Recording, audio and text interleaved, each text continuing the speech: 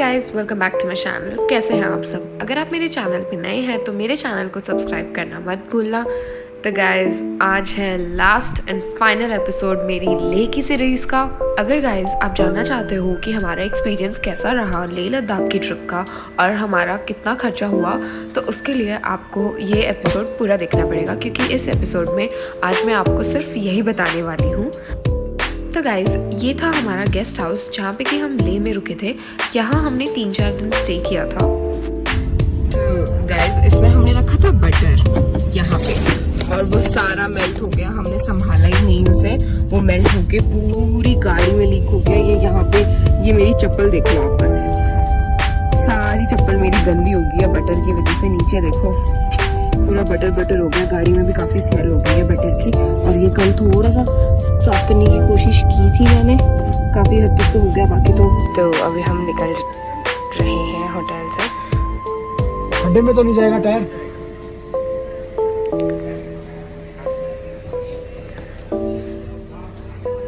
शुक्र आज उधर तो पड़ी है जगह, निकल गई थी क्या? ये था हमारा गेस्ट हाउस। थैंक यू भाई। और यहाँ से निकलते ये जो गेट है ना, यहाँ पे आ जाएगी सारे खाने के कैफेज वगैरह है।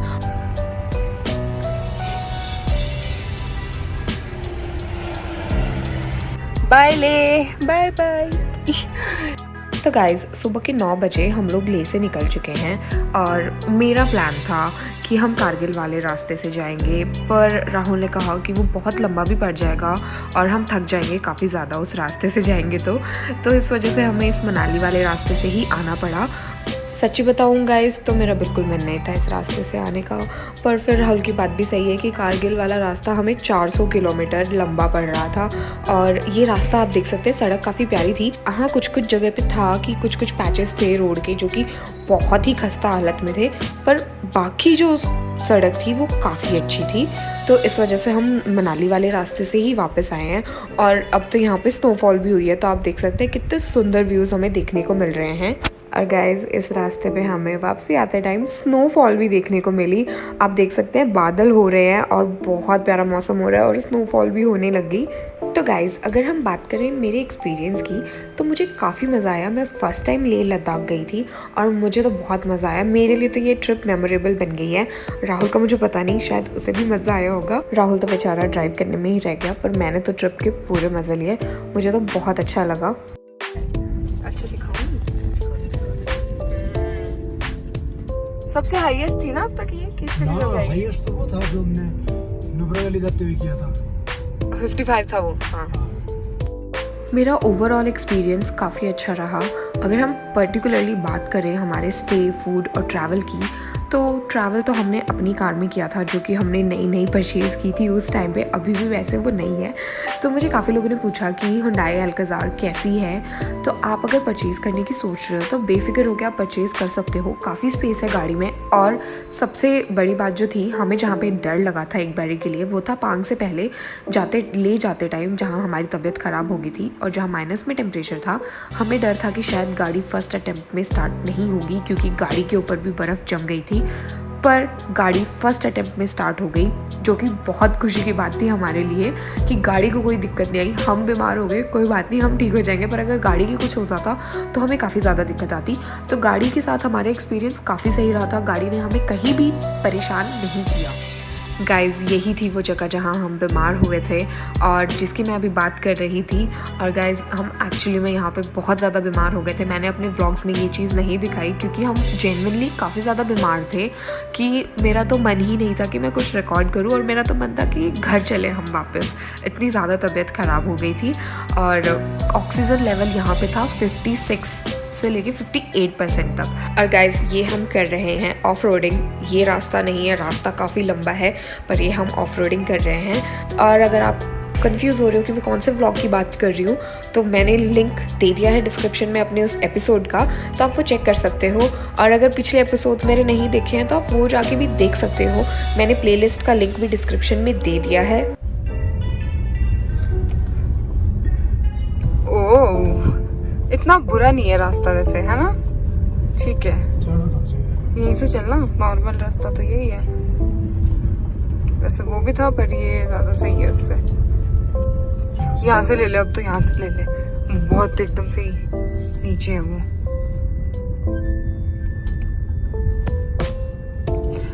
फाइनली हमने भी ऑफ रोडिंग कर ली।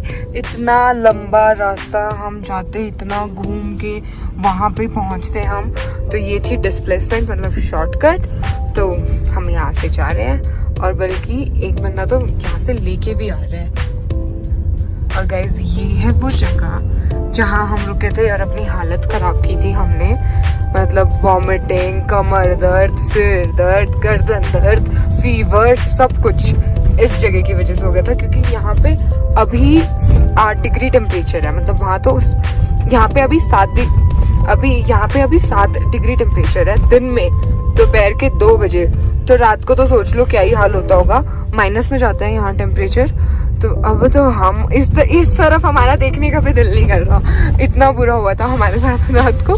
तो अभी हम यहाँ कुछ नहीं रुकने वाले, हम सीधा जाएंगे, सरचू ही जाएंगे पहले तो, फिर आगे देखेंगे। और ये बहुत सही रास्ता था, शॉर्टकट ना, वरना वो ट्रक्स देखो कहाँ से घूम के आ रहे हैं, वहां से घूम के आ रहे हैं वो ट्रक्स। और अब वो और घूमेंगे, फिर वहां जाएंगे, और हम डायरेक्टली पहुंच जाएंगे उस रोड की तरफ।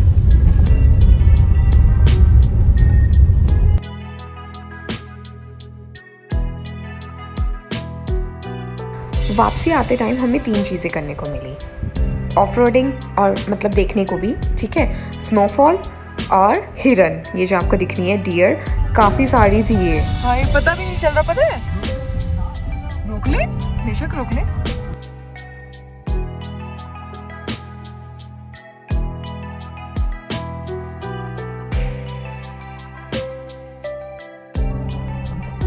स्कॉर्पियो आगे से पूरी उठ गई थी। लंबे चले जाएंगे हम, पर रिस्क नहीं लेंगे इतना बड़ा। ओ क्या मिट्टी उड़ रही है। गाइस, जैसा कि मैंने बताया था, कुछ कुछ पैचेस आएंगे रास्ते में जो कि बिल्कुल ही ख़राब होंगे, तो ये उनमें से एक था। और अब अगर हम किसी के व्लॉग्स देखते हैं तो उन्हें तो वाटर क्रॉसिंग भी करने को मिल रही है, हमें तो वाटर क्रॉसिंग भी नहीं मिली थी। एक सिंगल वाटर क्रॉसिंग नहीं मिली थी ऐसी जिसे हम कह सके कि हाँ हमने वाटर क्रॉसिंग की है, क्योंकि हम जून में गए थे इस वजह से। पर हमें स्नोफॉल 2 पासेस पे देखने को मिली। तो ये है बारालाचाला, और यहाँ तो काफ़ी ज़्यादा हेवी स्नोफॉल हो रही है। 0 डिग्री टेम्परेचर और स्नोफॉल। ये पूरी हमारी गाड़ी में भी गिर रही है। हमने सनरूफ खोला हुआ है, मजा आ रहा है, अच्छी ठंड सी हो रही है। अब जाके मजा आया पूरी। यार कर लेना बंद, क्यों गिल्ला कर रहा है सब। खा लूं क्या। राहुल तो गाड़ी से नीचे उतर गया वीडियो बनाने के लिए। मुझे तो बहुत ठंड लग रही है भाई। ये अभी अभी इस पहाड़ पे हल्की हल्की इकट्ठा होनी शुरू हुई है स्नो। उसके बाद तो जैकेट है भाई, वाटरप्रूफ जैकेट है वो।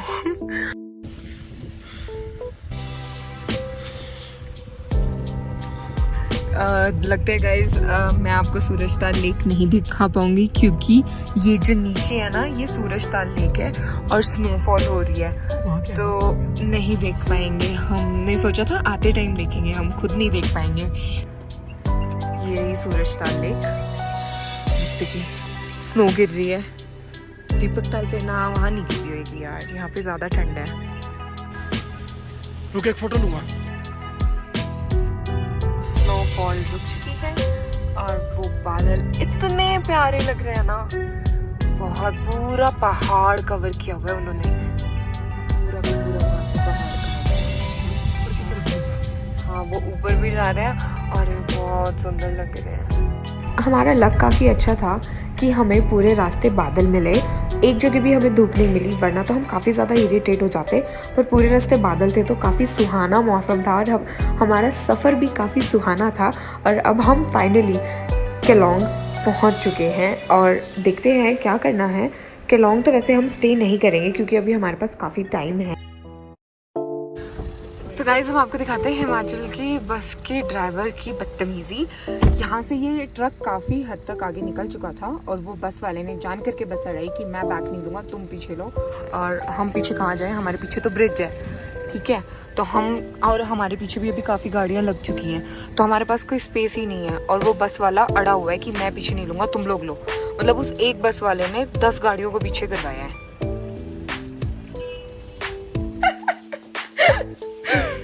ये पहन के घूम रहा था क्या? ओह भाई। तो गाइज वापसी आते टाइम हम लोग रुके थे मनाली। हम रात को 9 बजे मनाली पहुंच चुके थे और गाइज मनाली में इतनी ज़्यादा भीड़ थी, सारे होटल्स बुक थे और मॉल रोड पे भी पैर रखने की जगह नहीं थी। बट लकीली राहुल के फ्रेंड्स मनाली में थे तो उन्होंने हमारे लिए रूम बुक करवा दिया, जिससे कि हमें एटलीस्ट रूम की तो कोई टेंशन नहीं हुई, वरना शायद हम मनाली से भी थोड़ा आगे हमें रुकना पड़ता। तो मनाली हम रुके 2 दिन और मैं तो अपने होटल के रूम में ही रही क्योंकि इतनी ज़्यादा भीड़ थी तो और बारिश भी थी, तो मेरा मन ही नहीं किया कि मैं बाहर जाके कुछ शूट करूं। और अब हम मनाली से भी निकल चुके हैं 2 दिन बाद हिसार के लिए। मुझे तो विश्वास ही नहीं हो रहा कि हम हिसार में एंटर कर चुके हैं। इतनी भीड़, मतलब ज़्यादा तो नहीं है, बस खाली होनी चाहिए थी इस टाइम पे सड़कें, पर अब तो हिसार भी देर रात तक जगने लग गया। तो क्या हुआ, संडे को तो बिल्कुल ही खाली होती है। इतनी भीड़ तो संडे को दोपहर को भी नहीं होते हैं। शादियों का सीजन नहीं है अभी भी।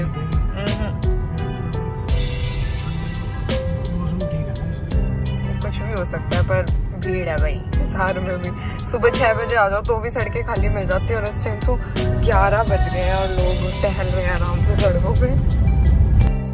ये रही वो जैकेट्स जो कि मैंने पैक करके रखी थी बढ़िया तरीके से और जिसको कि मैं लेके नहीं गई। तो गाइस हम लोग घर आ चुके हैं और घर आके जो नींद आई है ना, बाहर कहीं भी वैसी नींद नहीं आई। हम लोग रात को 11 बजे घर पहुंचे क्योंकि मनाली से रेट चले थे। यहाँ ख़त्म होती है मेरी लद्दाख की सीरीज़, मतलब बिल्कुल पूरे तरीके से ख़त्म हो गई। घर आके अच्छा लग रहा है 12 दिन बाद, मतलब 12 दिन का ट्रिप था हमारा ये। पहाड़ों पे रोटी खाने का कोई मज़ा नहीं है। हमने सिर्फ वहाँ पे मोमोज़ खाए हैं, फ्राइड मोमोज़, तंदूरी मोमोज़, स्टीम्ड मोमोज़। राहुल ने चिकन मोमोज़ भी ट्राई किए थे। तो हमने सिर्फ चाइनीज़ फूड खाया है पहाड़ों पे, रोटी सब्जी। घर आके रोटी सब्जी खाई है। तो ओवरऑल जो था हमारा एक्सपीरियंस, मतलब मेरा भी, राहुल का तो ऑब्वियसली अच्छी, उससे तो मज़ा आता है, उससे तो लद्दाख जो है बहुत पसंद है, वो तो अभी भी चला जाएगा दोबारा। तो मेरा जो एक्सपीरियंस था फर्स्ट टाइम बहुत अच्छा रहा, मतलब बहुत मज़ेदार ट्रिप था। तब मुझे राहुल ने एक बात कही थी कि अब तो तंग हो रही है, पर जब तू घर जाएगी ना और याद करेगी कि हाँ हम वहाँ गए थे, हमने ये किया था, जब पिक्चर्स देखेगी तो तुझे ये चीज़ ज़्यादा मज़ेदार लगेगी। मतलब फीलिंग्स जो होंगी ना वो एकदम अलग होंगी। तो मैं अब वो चीज़ फील कर पा रही हूँ, जबकि मुझे 1 दिन भी नहीं हुआ है अभी घर आए हुए, पर मुझे वो चीज़ फील हो रही है कि हाँ कि हमने सच में मज़े किए हैं, काफ़ी मज़े करके हम आए हैं। बस हमने 1-2 जगह और सोची थी कि हम जाएंगे। राहुल तुरतुक के लिए कह रहा था, पर वहाँ पे नुब्रा वैली में मैं थोड़ी सी परेशान हो गई थी, इस वजह से मैंने तुरतुक का प्लान कैंसिल कर दिया कि हम तुरतुक नहीं जा रहे। फिर मेरा मन था हानले जाने का, राहुल का भी मन था, पर फिर जब हमने डिस्टेंस देखा हानले का, मतलब 9 घंटे की ड्राइविंग, तो फिर मैंने वो भी कैंसिल करवा दिया। मतलब वहाँ भी मुझे फिर ऐसा हो गया कि यार, क्योंकि ड्राइविंग की वजह से ही इतनी देर बैठे रहने की वजह से, कुछ भी कह लो, वो जो पासेस आए थे सब, उन सारी सिचुएशंस की वजह से। और मुझे ठंड भी ज़्यादा लगती है कि मैं गर्मी कितनी भी हो मैं सहन कर लेती हूँ, पर ठंड मुझसे सहन नहीं होती। तो जैकेट्स भी मैं नहीं लेके गई थी, तो फिर उस वजह से मुझे ऐसा हो गया था कि नहीं, हम और ट्रैवल नहीं करने वाले। तो हम पेंगोंग लेक से सीधा आ गए थे ले, वरना हमारा प्लान था हानले जाने का, पर मैंने हानले कैंसिल कर दिया कि कुछ चीज़ें हम नेक्स्ट टाइम के लिए भी बचा के रखते हैं कि अब नेक्स्ट टाइम जब जाएंगे तो अब तो हमें रास्ते का पता लग गया है, तो नेक्स्ट टाइम हम ये मिस्टेक नहीं करने वाले कि हम पांग के आसपास कहीं स्टे करें, बिल्कुल भी नहीं। तो अब वो कुछ चीज़ें जो बची हैं वो आपको आने वाले सालों में कभी देखने को मिल सकती है मेरे चैनल पे। तो गाइज अगर हम बात करें हमारे टोटल एक्सपेंसेस की, फ्यूल से लेके खाने का, स्टे का, तो सारा मिला के हमारा आया है 55K हमने एवरेज निकाली थी 50K की, मतलब कम से कम खर्चा कुछ सस्ता से सस्ता देख के, तो कि हमारा 50K जाना चाहिए। तो 50K के अराउंड ही गया है, जो कि सही है, ज़्यादा नहीं लगा। हम 12 दिन रह के आए हैं। अगर हम मनाली ना रुकते 2 दिन तो शायद हमारा पूरा प्रॉपर 50K आता, पर मनाली रुकने की वजह से हमारे एक्सपेंसेस थोड़े बढ़ गए, क्योंकि हम 2 दिन मनाली में हमने स्टे किया। और सीज़न के टाइम पे सारी चीज़ें एक्सपेंसिव हो जाती हैं। वैसे हमारा प्लान था कि हम कार कैंपिंग करेंगे, पर एक दिन कार कैंपिंग करके बस राहुल ने अपने हाथ खड़े कर दिए कि मुझसे नहीं होगा, मैं नहीं सो सकता कार में। तो इस वजह से हमें होटल लेना पड़ा, और होटल्स भी हमने, पहले दिन वाला होटल हमारा थोड़ा एक्सपेंसिव था, पर उसके बाद हमने जब डिसाइड किया कि हम 4 दिन ले में रुकने वाले हैं, तो 4 दिन रुकने के लिए हम कोई 5,000 का रूम तो लेने नहीं वाले थे। तो हमने जो गेस्ट हाउस लिया था वो हमें पड़ा था 1800 रुपये का पर डे।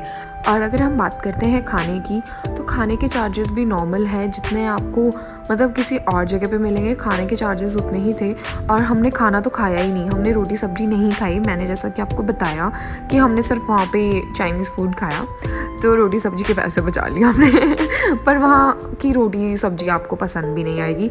बस एक दिन का खाना हमारा सबसे अच्छा था इन 12 दिनों में से, वो था पेंगोंग लेक पे, जहाँ हमने कैंपिंग की थी। वहाँ का खाना बहुत अच्छा था, बाकी हमें कहीं भी रोटी सब्जी खा के कोई मज़ा नहीं आया। और अगर हम बात करें फ्यूल की, तो हमारी डीजल कार है, हमारा 12 से 15 हज़ार के बीच में फ्यूल का खर्चा हुआ था, और हमारी गाड़ी ने एवरेज भी ठीक ठाक दे दी थी। तो हमने जब घर आके निकाला तो 17 की एवरेज हमारी गाड़ी दे रही थी, इसलिए शायद इतना खर्चा हुआ। अगर एवरेज और कम देती तो शायद इससे ज़्यादा हमारा खर्चा होता। उम्मीद करती हूँ कि आपको मेरी सीरीज़ अच्छी लगी हो। अगर आपको लगता है कि कुछ भी कमी रह गई है तो आप मुझे कमेंट्स में ज़रूर बताना, ताकि जब मैं नेक्स्ट टाइम ट्रैवल करूँ तो मैं आपकी टिप्स ध्यान रखूँ और आपको एक अच्छा ब्लॉग देखने को मिले। तो guys, that's it for the video. सिर्फ यही वीडियो नहीं, that's it for my Ladakh series. I hope कि आप लोगों को पसंद आई हो। थैंक यू फॉर वॉचिंग, और लाइक ज़रूर कर देना गाइज, वीडियो को शेयर भी कर देना, क्योंकि आपका सपोर्ट बहुत ज़रूरी है मेरे चैनल की ग्रोथ के लिए। तो guys, thank you for watching. Bye bye, take care.